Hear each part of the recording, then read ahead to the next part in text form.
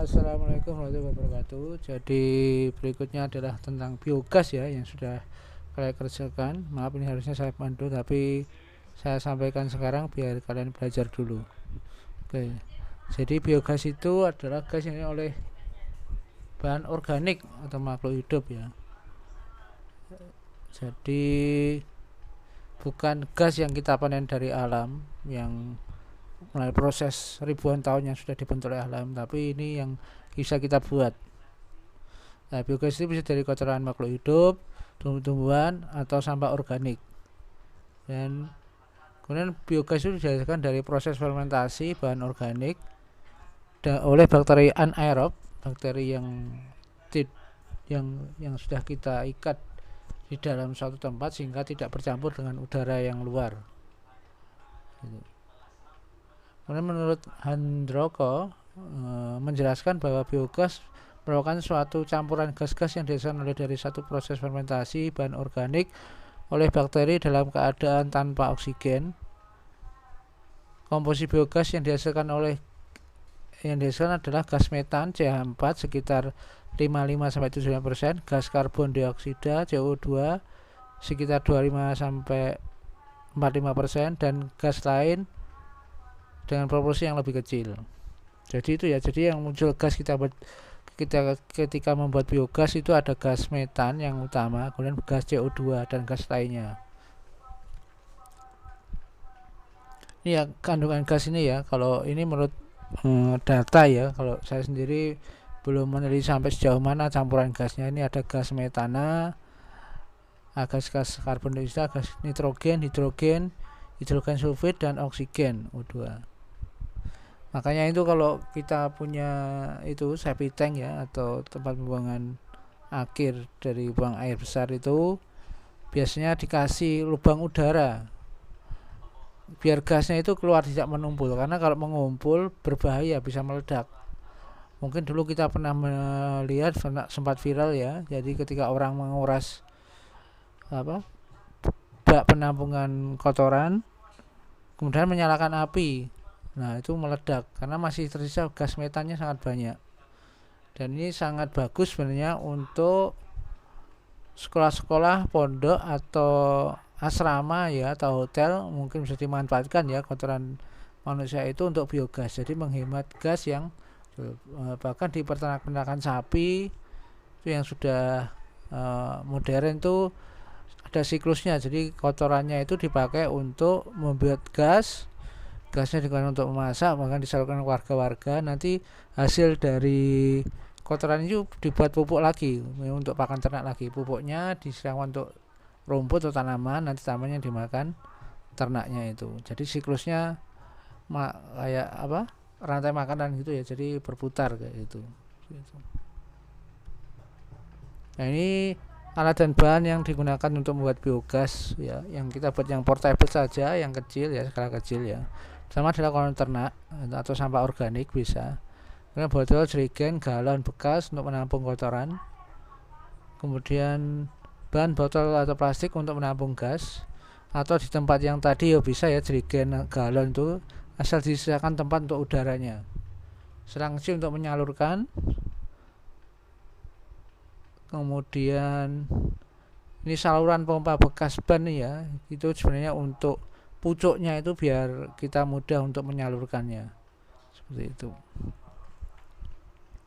Proses pembuatan, jadi kotoran sapi dicampur dengan air perbandingan 1:1 ya. Ini teori yang sudah berlaku umum seperti ini, 1:1 ya, misalnya 1 kg dengan 1 kilogram air ya, 1 ember dengan 1 ember dan sebagainya. Kemudian diaduk-aduk. Setelah diaduk, untuk mempercepat fermentasi bisa dicampur lagi, atau EM, efektif mikroorganisme EM4 ya, atau mikroorganisme lain untuk mempercepat proses fermentasi ya. Setelah itu dimasukkan ke wadah dan ditutup rapat dan ditunggu sampai proses anaerobiknya terjadi.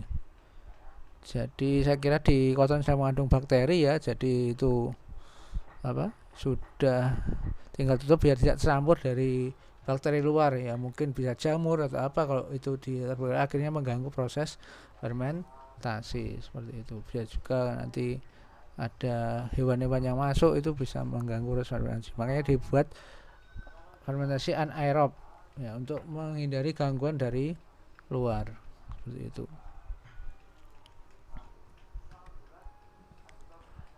Ini kandungan gas tadi ya. Jadi kalau secara teori gas metan itu sudah mulai dihasilkan pada hari ke-10.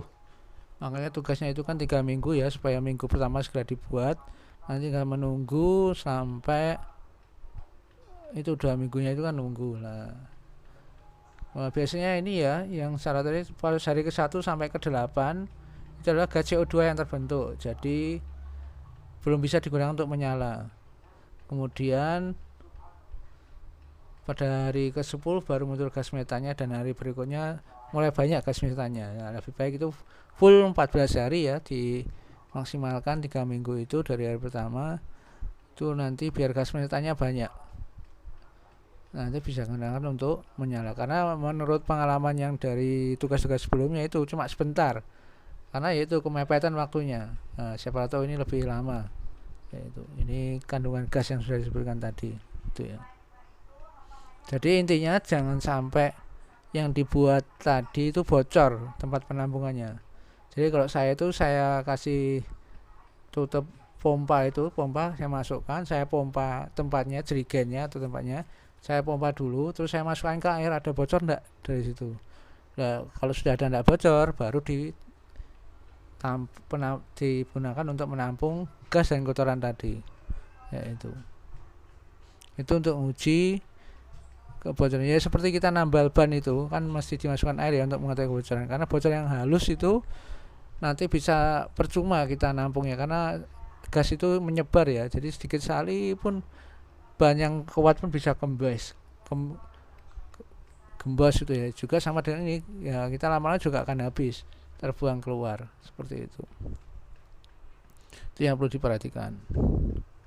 Nah, ini sudah disisir yang skala besar ya, mungkin skala peternakan atau mungkin skala di asrama itu bisa dipakai ini ya. Jadi ini ada tempat penampungan biogas yang besar itu ya. Terus ini tempat kotoran, ini masukkan base-nya, ini nomor 1 ini untuk masukkan kotorannya. Terus ini ada biogas, ini saluran selang ke biogas, penampungan biogasnya. Kemudian ini ada berundak, ini nanti ini ya, setelah beberapa hari, mungkin setelah 14 hari, 2 minggu, 3 minggu sudah habis, dimasukkan kotoran lagi. Itu kan masanya lebih berat ya, masanya berat, dia akan ke bawah. Terus nanti yang sudah selesai fermentasi dia akan naik ke atas ini. Nah, ini dibuang ke sini. Ini yang digunakan untuk pupuk yang terbuang ini. Jadi otomatis dia akan keluar yang sudah tidak dipakai lagi, yang sudah habis gasnya ya, itu keluar. Dengan masuknya adonan yang baru, dia otomatis keluar karena massa jenisnya sudah berkurang, sehingga dia di atas, yang baru di bawah. Ini untuk, nah ini akan naik. Nah, nanti naiknya ini itu keluar, dia dipakai untuk pupuk yang digunakan untuk pupuk tanaman atau rumput yang dimakan oleh ternak itu lagi. Nah, itu akhirnya jadi pupuk organik seperti itu. Yaitu susunan gas yang tinggal kalian menunggu hasilnya seperti apa itu ya. Nah, ini faktor yang mereproduksi biogas. Jadi ini banyak faktor ya.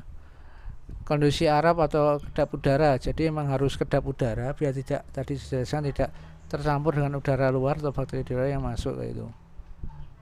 Bahan baku isian tadi ya, kotorannya dan airnya, perbandingannya gitu. Kemudian rasio atau imbangan, jadi tadi rasionya tadi berapanya akan mengaruhi. Kalau banyak air, sedikit kotoran pasti akan berbeda hasilnya dengan banding 1, atau mungkin lebih banyak kotoran daripada airnya juga akan lebih lama fermentasinya kayak itu. Kalau bahan baku tadi ya bahannya apa, kotoran atau sampah organik atau lainnya, itu juga berpengaruh terhadap gas yang dihasilkan. Nah, ini saya belum melakukan penelitiannya, misalnya kalau sampah berapa, terus kalau kotoran sapi berapa, kotoran kambing berapa, itu ya mungkin masing-masing kotoran itu jenisnya berbeda sehingga menghasilkannya berbeda ya. Itu perlu penelitian lebih lanjut, saya kira itu ya. Tapi saya kira ini bukan bidang elektro ya, karena nanti kalau elektro itu yang dihasilkan adalah biogasnya itu digunakan untuk membakar air dan uapnya jadi untuk menggerakkan turbin. Nah itu yang fokus kita nanti ke situ. Kalau renewable energy yaitu dari bahan bakar biogas diubah menjadi energi kalornya sebagai energi listrik, yaitu. Kemudian yang lain lagi adalah derajat keasaman pH ya. Jadi kayak tempatnya itu bekas sabun atau bekas oli atau bekas yang lain itu sangat berpengaruh kalau tidak bersih, karena nanti akan mempengaruhi keasaman yang akhirnya mempengaruhi daya hidup bakterinya. Biasanya bakterinya mati, akhirnya tidak terjadi fermentasi seperti itu.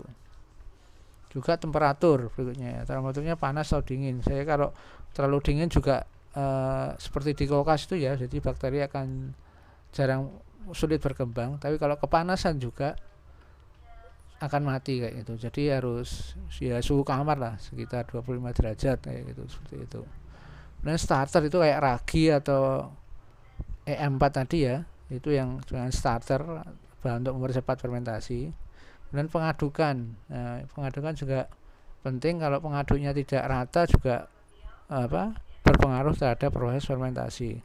Kemudian nutrisi, bakteri adalah makhluk hidup, saya kira juga perlu nutrisi. Mungkin perlu ditambahi gula atau urea ya. Kalau saya pernah membuat nata de coco itu kan ditambahi urea gitu ya, bakterinya kayak gitu.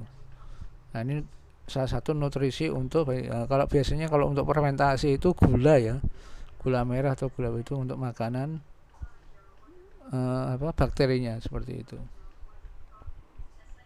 Yaitu faktor-faktor yang mempengaruhi produksi biogas ya dari yang sudah kita kerjakan, dan nanti bisa kalian laporannya bisa digunakan untuk evaluasi kira-kira kenapa ya. Harusnya memang lebih baik kalau ada sensor-sensor ya. Kemudian saya bilang nilai plusnya ada sensor-sensor, jadi itu sangat berpengaruh terhadap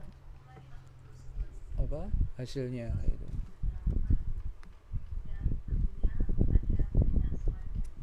Ini saya pernah membuat ini ya dulu ya, 4 hari ini juga.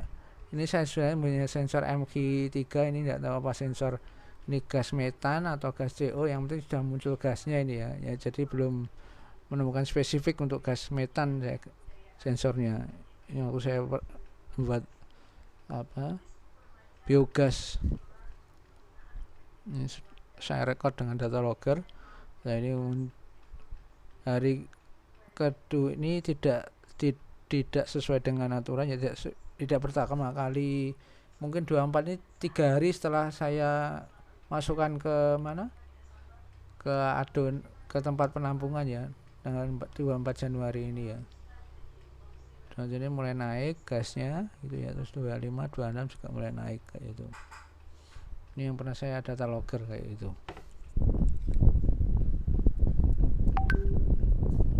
Itu mungkin dari saya, ini referensi yang saya gunakan ya, bisa dilihat. Terima kasih. Ya, ini tugas berikutnya, ini masih kampanye lagi ya. Jadi kampanye 5M. Jadi ini masih dalam upaya memerangi COVID ya, selalu bersahabat dengan COVID. Jadi kita kampanye 5M. Nanti buat ajakan foto di upload di Facebook, tag saya dan teman lainnya sebanyak-banyaknya. Ajakan untuk 5M, yaitu memakai masker, mencuci tangan, menjaga jarak, menjauhi keramaian, dan mengurangi mobilitas. Saya kritiki juga gitu ya, kalian tuh terlalu sering wirawiri dari rumah ke kampus, padahal sudah ada media yang banyak digunakan untuk online ya, mulai dari video call, terus Zoom, Google Meet, rapat-rapat bisa melalui itu ya, seperti itu. Kalau pelantikan juga bisa online ya, itu salah satu untuk mengurangi mobilitas dan menjauhi keramaian ya. Nah ini tugasnya adalah kampanye 5M ya, biar kita juga ikut berpartisipasi dalam mengurangi penyebaran virus COVID-19. Itu sekian dari saya, terima kasih. Assalamualaikum warahmatullahi wabarakatuh.